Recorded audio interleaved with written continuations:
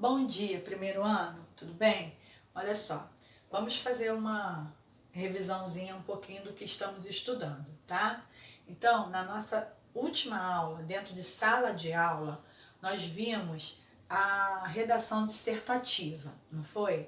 E nesse dia eu falei para vocês o seguinte, que nós não estudaríamos só produções dissertativas, que nós faríamos outros tipos de produções para treinarmos, né? Treinarmos vocabulário, treinarmos ortografia, caligrafia, tudo isso. Então, a última aula foi da carta argumentativa, ainda ficou um pouco relacionada com essa última aula, certo? Agora, a aula de hoje, nós vamos já entrar em um tipo textual para que vocês venham a produzir outro tipo de texto, tá bom? Tem muita revisão, tem muita questão de que vocês já conhecem, tá? Só para a gente colocar em prática e sabermos que podemos escrever outros tipos de produções, tá bom? Então, vamos lá. Seguindo então a nossa aula, primeiro ano. Hoje a nossa aula vai falar sobre tipo textual narrativo. Esse tipo textual narrativo, o nome já vai nos ajudar aí a entender do que nós vamos tratar, certo? Então, o tipo textual narrativo, ele tem a predominância de uma narração. Então, narrativo, ele narra, ele conta um fato, fala sobre um assunto, vai narrar uma história. E aí, como esse tipo textual, ele está sendo representado? Ele está sendo representado nos romances, nos contos, nas novelas, nas fábulas, nas lendas, nas crônicas, filmes, gibis e piadas. Então, o que acontece? Quando você está lendo um romance, não obrigatoriamente o romance tenha que ser romântico, né? De amor, tá? Romance pode ser qualquer história que queira ser relatada, tá? Que queira ser contada. Então, eu estou lendo um romance. Nesse romance, quando o narrador começa lá contando uma determinada história, localizando em um lugar, em um tempo, né, no espaço no sentido de tempo cronológico. Quando aconteceu? Foi ontem? Foi há séculos? Foi anos atrás? Tá? Eu vou ter características que são predominantes em um texto, um tipo textual narrativo. E aí essas características são o quê? O enredo. O que vem a ser o enredo?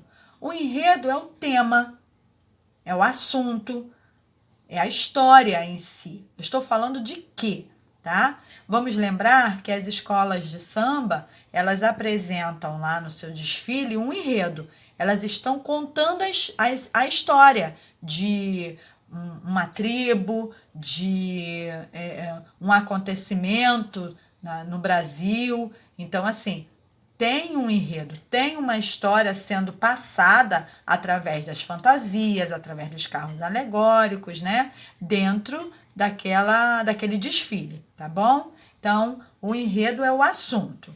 Depois, essa história, ela tem que acontecer em algum lugar, né? Essa história está se passando aonde? Onde aconteceu essa história? É o ambiente, tá? É o local. Essa história se passa em um local, num determinado tempo. Que tempo? Ontem. Essa história é ainda futurista, vai acontecer, foi em séculos atrás, passaram-se anos, era uma vez, né? Como as histórias infantis. Então, assim, está tendo uma característica de relatar o tempo. Enredo, ambiente, tempo, isso tudo nós temos. Mas está acontecendo com quem? Quem são os personagens dessa história? Esses personagens se encontram em que local? Em que tempo? E aí, esses personagens nessa história, nesse tempo, nesse local, estão sendo apresentados para você, leitor, por quem? Um foco narrativo. Que foco narrativo é esse? que tipo de narrador está sendo utilizado na minha história.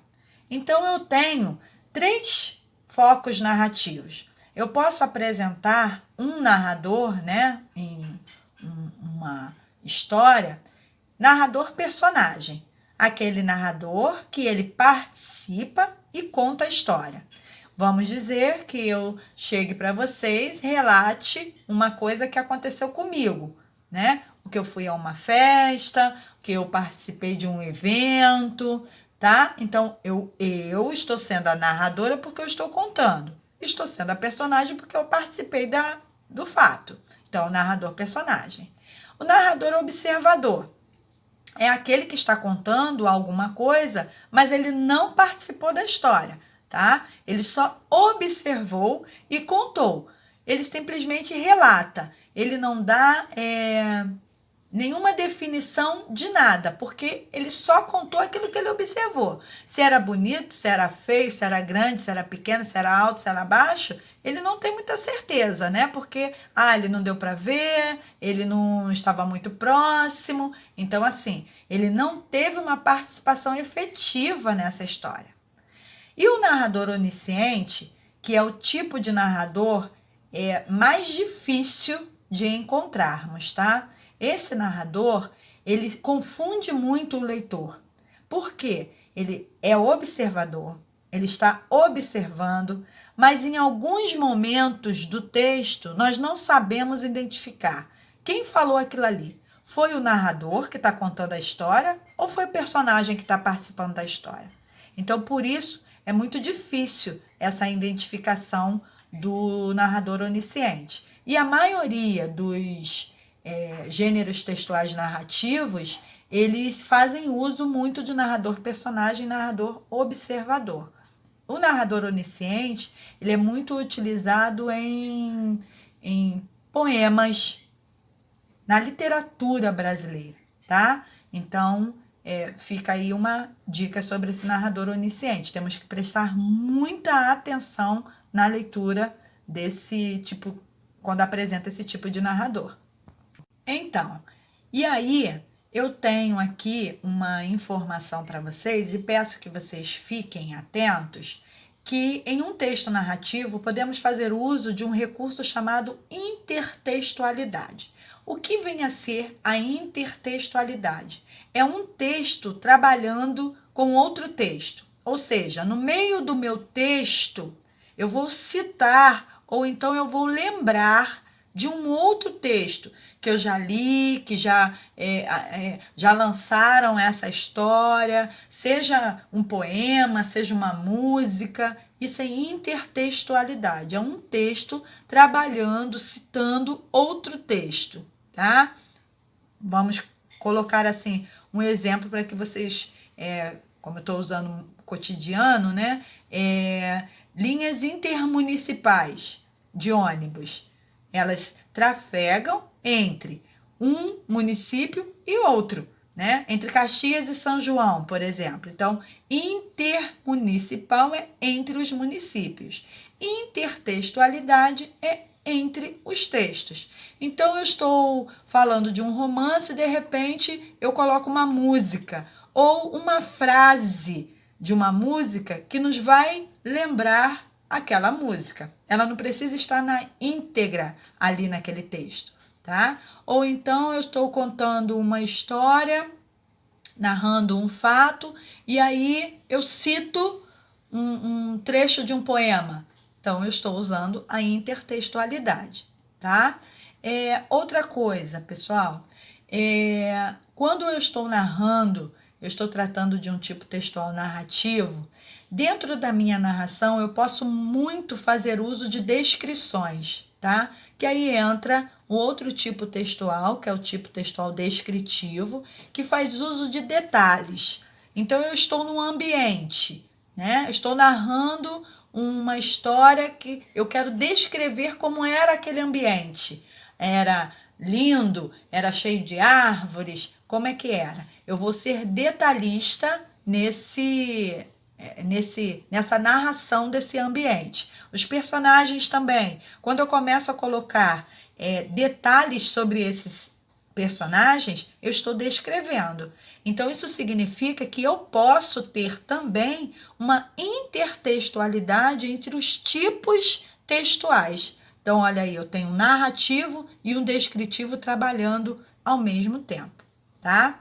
Bom, nós encerramos a nossa aula de hoje e aí eu quero deixar um recadinho para vocês que não deixem de acessar a plataforma, tá? É muito importante nesse período em que estamos passando, pessoal. Foram já colocados exercícios na plataforma de todas as matérias e vocês precisam acessar pdaredepitagoras.com.br para exercitarem, para realizarem as tarefas, fazerem perguntas, tirarem as dúvidas, tá bom? Porque isso conta muito a presença de vocês. Quem acessou, leu o texto, por exemplo, que eu coloquei lá da carta enigmática na semana passada, dá um ok.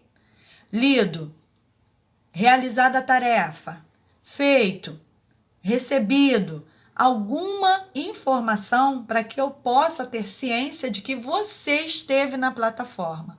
Isso nos ajuda e ajuda você também, tá bom? Todo cuidado ainda, né? Precisamos ter, então fiquem em casa, mas estou com saudade de vocês, tá, meus falantes? Fiquem com Deus.